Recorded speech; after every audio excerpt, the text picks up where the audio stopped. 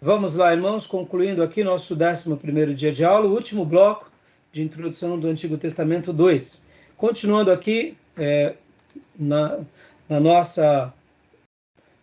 nossos livros textos, né? Eu estou publicando parte aqui do livro do Panorama do Antigo Testamento, do Rio e do Alton. Sofonias, já pincelei sobre eles. Sofonias está aqui literalmente próximo também a Abacuque, a Jeremias, né? E então eu só vou citar rapidamente, né? Sofonias, possivelmente membro da corte, se a pessoa mencionada em 1 for o rei Ezequias, foi contemporâneo de Jeremias. Eu já tinha mencionado sobre ele. No cabeçalho do livro, as profecias de Sofonias datam o reinado de Josias também. Ou seja, né? Ele vai estar profetizando nesses dias. A data do livro é em torno de 627 ou 626 a.C. E o contexto em que ele vai profetizar aqui é bem interessante essa parte aqui, irmãos. Alguém leia para mim esse contexto do livro de Sofonias? Pode ler, pastor John, por favor?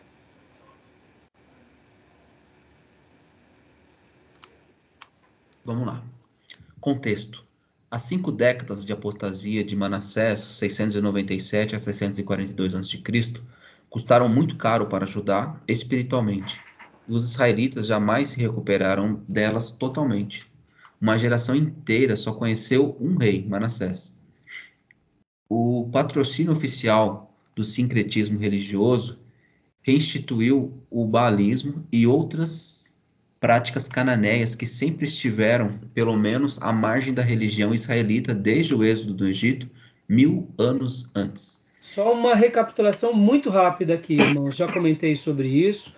Vem o rei Acás, que é cruel, faz coisas abomináveis, mas logo na sequência temos o rei Ezequias, que foi um rei muito piedoso.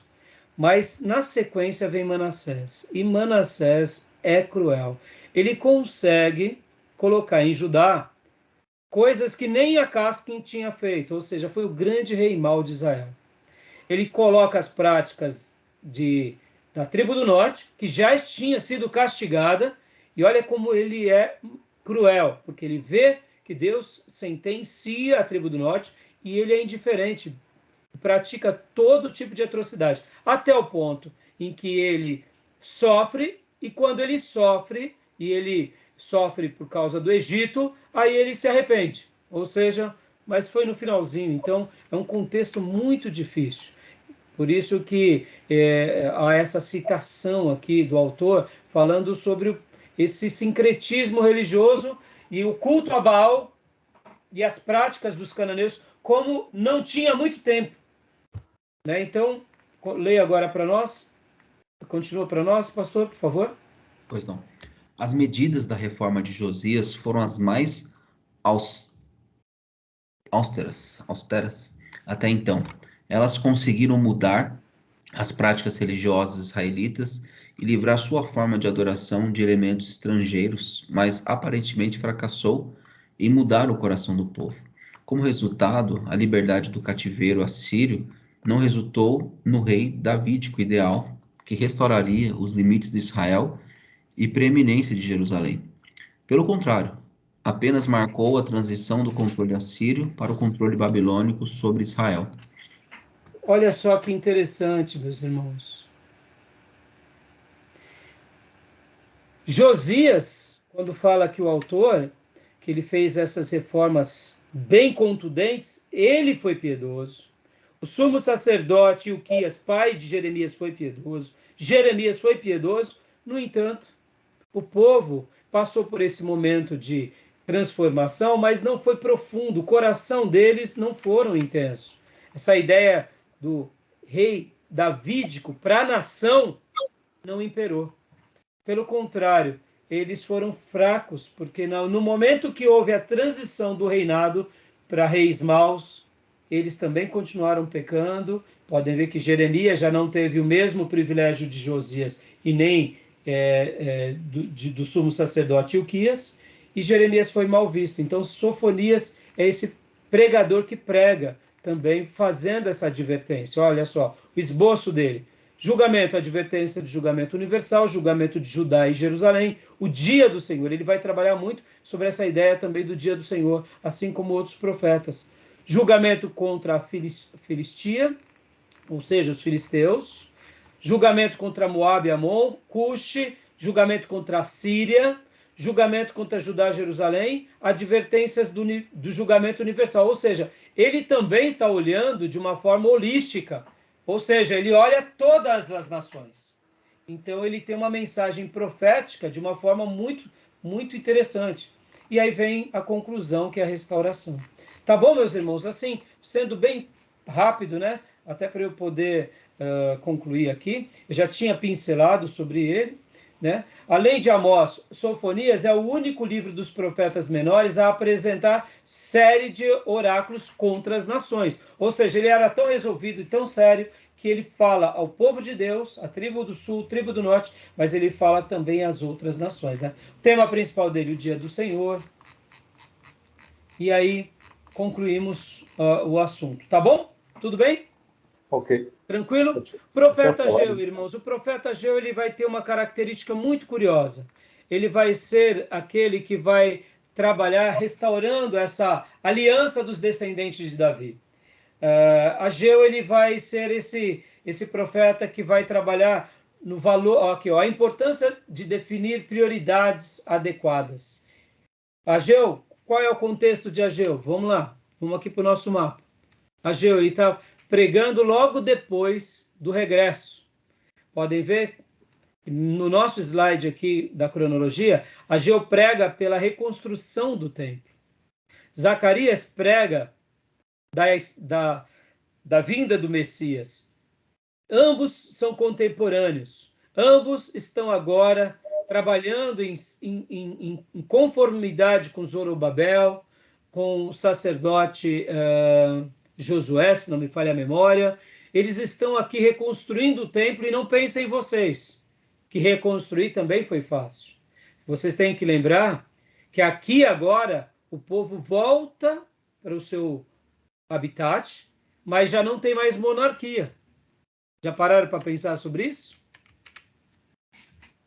Os reis já não estão mais dominando. Agora eles têm a linhagem real, mas já não são mais nomeados como reis. No máximo, recebem o quê?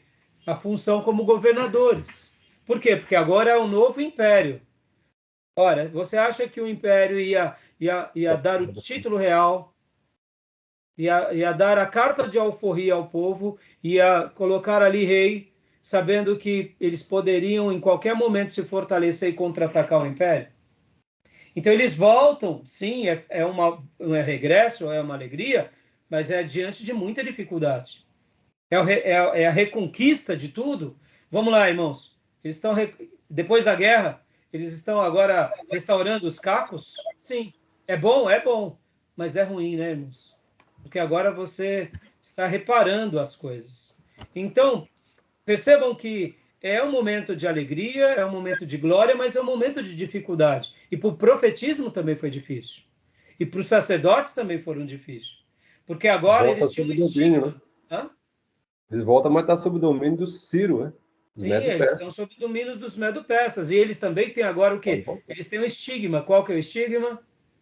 Voltamos para o lugar da onde nunca deveríamos ter saído. Nossos antepassados falharam, logo nós falhamos. E não podemos falhar mais. Ou seja, esse estigma, na grande maioria das vezes, muitas pessoas não sabem lidar. A glória da segunda casa são poucos os que vislumbram. Porque é aquela questão, irmãos, tem pessoas, vamos até colocar aqui de uma forma prática. Uma pessoa, ela perde tudo. Tem pessoas que não conseguem viver tranquilo depois que perdeu tudo. Elas entram em depressão. Eles voltam com uma colônia dos Medo-Persa. Ou seja, Exatamente. estão voltando, mas quem está sob o controle sou eu ainda. Sem contar que os ricos e poderosos, depois que regressam, eles se tornam individualistas. Por quê? Porque agora eu vou cuidar do que é meu. Já que a nação se corrompeu, eu vou cuidar do que é meu. Sim. Então se torna também um momento muito decisivo para eles. E o profeta Ageu é um profeta que vem fazer uma obra nesse contexto, né? Então, leia para nós, Júnior, por gentileza, Ageu e Zacarias. Ageu e Zacarias são profetas complementares do período pós-exílio, junto com Daniel, Joel e Malaquias. Forma o corpus de literaturas proféticas do Antigo Testamento que data do período persa da história hebraica, 550 a 530 a.C. Ageu exortou a comunidade da restauração em Jerusalém a reconstruir o templo de Deus, restituir o calendário litúrgico, incluindo-se os sacrifícios, a adoração e as festas levíticas. O profeta Zacarias complementou o apelo de Ageu de erigir o templo na convocação para a renovação espiritual entre o povo de Deus. Irmãos, para a gente não ficar muito longa a nossa aula, para a gente estar concluindo agora, eu vou só dar uma síntese, então, dos 3 livros para a gente estar concluindo, tá bom? Tudo bem? Vocês depois leiam em casa. Eu quero concluir agora com o profeta Ageu, Zacarias e Malaquias. Mas essa síntese que a gente acabou de ver resgata muito esse princípio da mensagem da obra dos 3. Ageu vai ser determinante a fazer com que o povo olhe para o templo.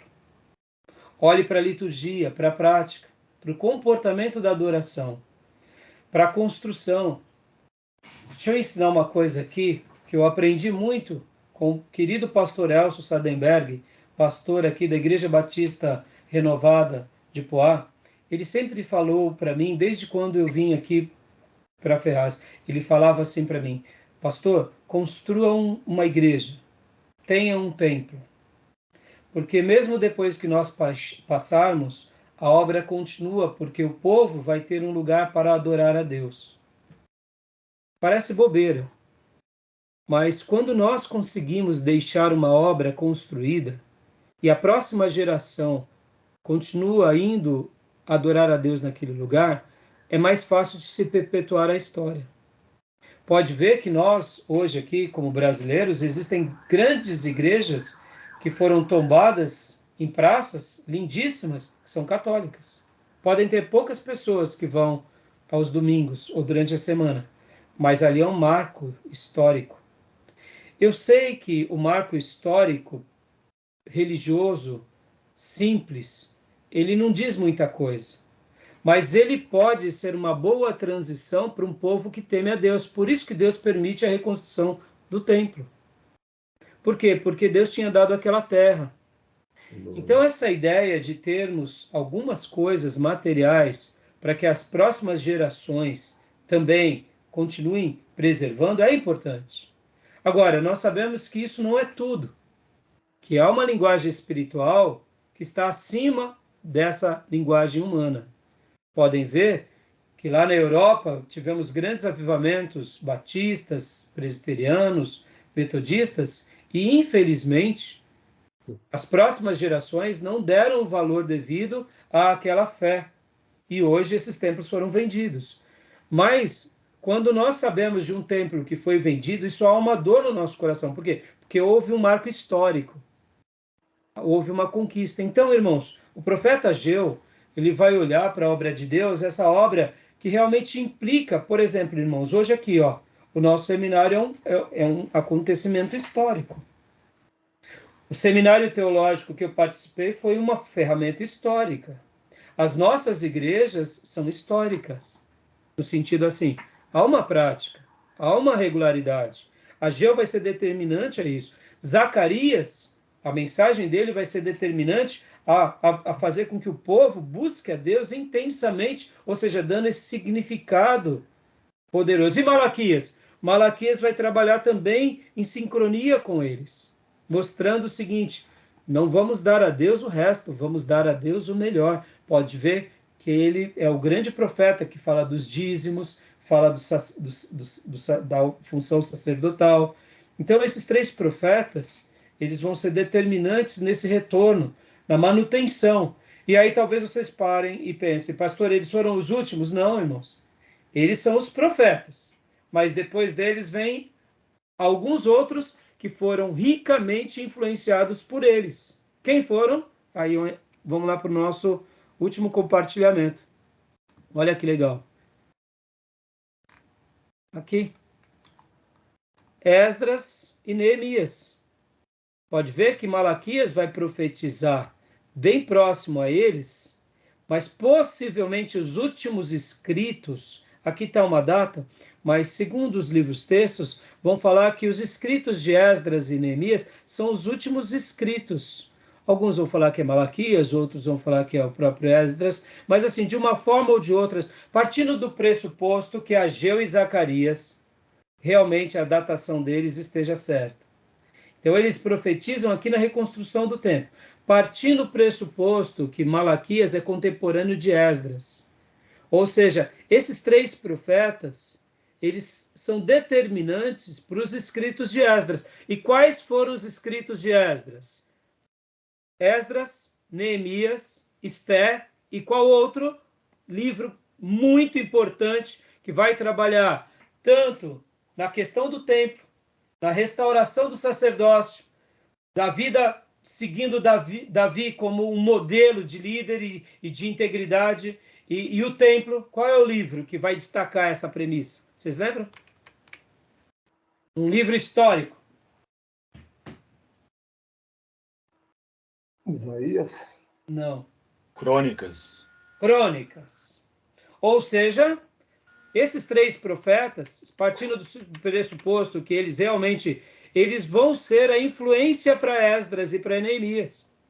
Ou seja, eles vão ajudar a todos os sacerdotes e líderes aqui, sejam eles líderes da corte, como administradores, como governadores, como príncipes de um remanescente, como levitas, ao que? A reestruturar o que? O culto a Deus, adoração a Deus e a Davi como grande modelo, como grande líder de expressão para todo o povo.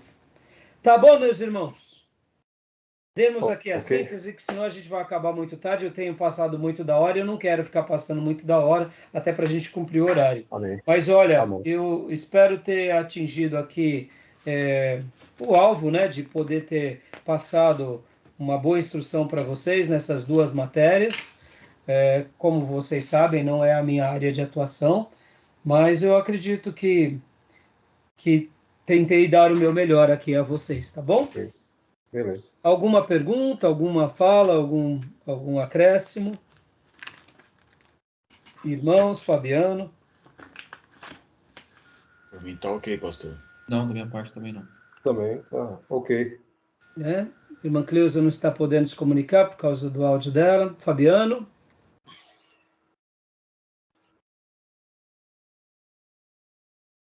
Sem comentários, pastor. Só aprendendo. Joia. Então, meus irmãos, é isso. Eu espero que vocês tenham sido muito abençoados. Vocês terão até terça-feira para entregar toda a leitura. Terça-feira, dia 2. Toda a declaração de trabalhos. Lembrando que eu pedi para que vocês vissem vários vídeos do Saião, da Márcia Zollner, ou de algum outro professor que vocês me passem o nome para eu verificar se está dentro da nossa linha. Claro que do STBnet, tudo que tiver do STBnet é muito bem-vindo, e dos professores daquela casa. E a prova eu vou estar passando para vocês, com prazo para vocês me passarem. E terça-feira, querendo Deus, iniciamos introdução ao Novo Testamento 1. Tá bom, meus irmãos? Então, eu quero mais uma vez agradecer aqui a vocês, né? Até mesmo a presença de vocês. Eu fiquei muito feliz. Eu acredito que a maioria dos irmãos aqui, no máximo, faltaram períodos pequenos, uma falta ou outra. Os irmãos têm se dedicado, têm participado. E, olha, eu estou muito feliz de poder estar aqui servindo vocês, tá bom? Espero ter agregado na vida de vocês. Eu, particularmente, fui muito abençoado. Tá bom? Eu louvo a Deus pelo que eu aprendi. Peço desculpa, né? Pelo que realmente não pude atender, de repente. Mas, dia a dia, a gente vai aí crescendo, né? Seguindo o passo desses grandes servos de Deus, porque poder servir vocês é uma honra, eu diria, para mim, muito, muito, muito elevada. Poder estar abençoando os irmãos de outras igrejas, pastor Dione, o Dil como obreiro, né, o Júnior também como colega. Agora, nossa querida irmã Cleusa, mesmo ela sendo aqui uma aluna caloura, e a Maísa, agora como também nossa outra aluna, é um privilégio muito grande. Então, eu me senti muito honrado e aprendi bastante. E continue orando por nós para que a gente possa ser instrumento de Deus entre vocês e a nossa comunidade. Tá bom? Então, É muito bom. está encerrado o Sim, nosso módulo. Glória a Deus. E graças a obrigado, Deus. irmãos, por tudo, viu? Tá bom? Ok. Querem falar alguma coisa para a gente encerrar? Fala, meus irmãos, a paz. Fiquem A todos com paz, Deus. irmãos. Amém. Não, só Então, digo que a gente aprende, né? Acho que a discussão, o debate, a divergência, tudo isso ela nos move a riqueza, né? A riqueza de sempre procurar o alcance do melhor, né? sim, sim. Então, acho que é isso. Isso aí, continuamos os nossos debates e acréscimos no nosso grupo, tá bom? Então, Deus abençoe, meus irmãos. Até terça, querendo Deus, e a gente vai se falando pelas redes sociais por causa da prova, Bom tá fim de bom? semana aos irmãos, bom Deus feriado. abençoe. Isso. Bom Deus final de abençoe a semana todos. e um bom feriado. Que Deus abençoe. Obrigado. Bom Amém. descanso a Obrigado, todos. pastor. Tenha uma boa noite. Obrigado, gente. Boa noite a Glória a todos. Deus. Valeu. Valeu.